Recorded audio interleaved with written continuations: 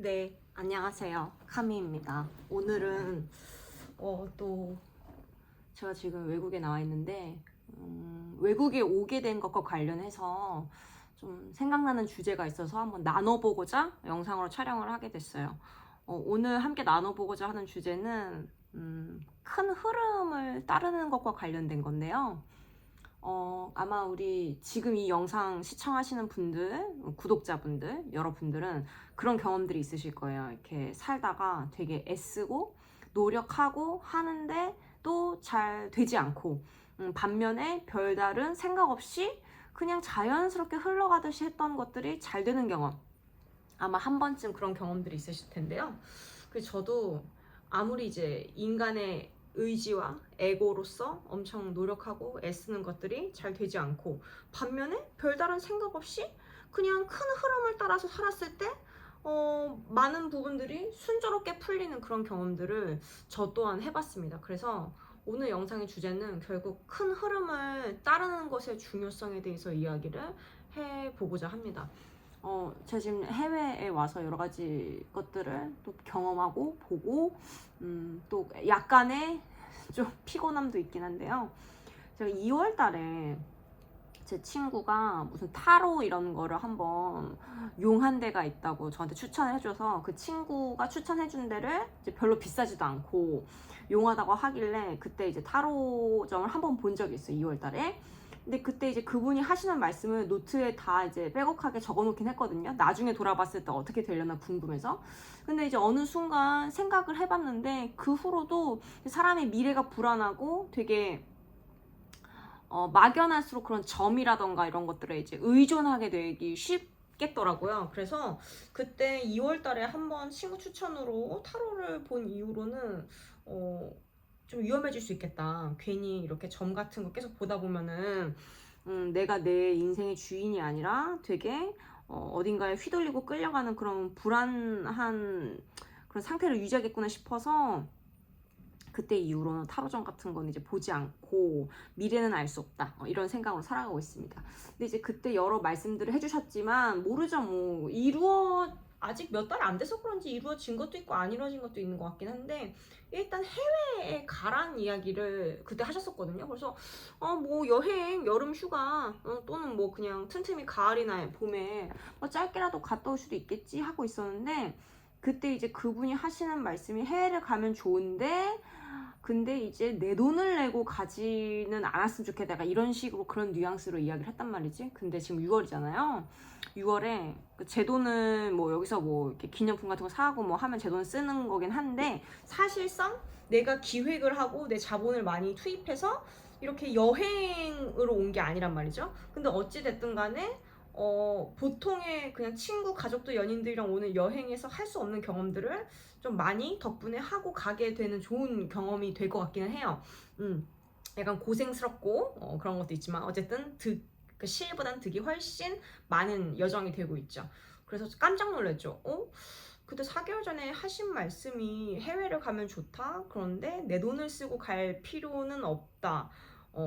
약간 그런 식으로 말씀하셨거든요. 이게 뭐지 싶었는데, 이런 기회로 또 해외에 오게 될 줄은 몰랐네요. 그래서 오늘 영상의 주제는 이제 큰 흐름을 따르라는 거였잖아요. 맞아요. 이렇게 사실 노력하지 않았단 말이죠. 지금 이렇게 해외에 온 것도 사실 그렇게 막 애쓰고 노력하고 막 인간의 자유의지로 집착하고 그런 게 아니라 우연찮게 어떤 기회가 있었고, 그 기회에 한번 도전을 해보았고, 근데 그 기회를 우연찮게 잡을 수 있었고, 그래서 그냥 물 흐르듯이 이렇게 쭉 왔어요. 물론 그냥 가만히 손 놓고 아무것도 안 한 건 아니죠. 기회를 발견을 했고, 그거에 응시를 나름 최선을 다해서 응시를 했고, 근데 결과에 집착하지 않았고 어떤 흐름을 타다 보니까 그냥 자연스럽게 이렇게 풀린 게 있더라고요. 그래서 이제 될 일은, 그러니까 제가 봤을 때는 될 일은 이 정도 하면은 보통 되는 것 같아요.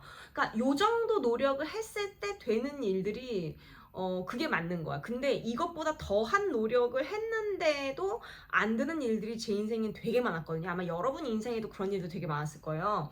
진짜 내가 여기까지 해봤다 싶은 일들, 뭐 사업이든 공부든 아니면 연애든 뭐 관계든 간에 내가 진짜 이렇게까지 노력했다, 이렇게까지 애썼다 싶은 것들이 되게 많으실 거거든요.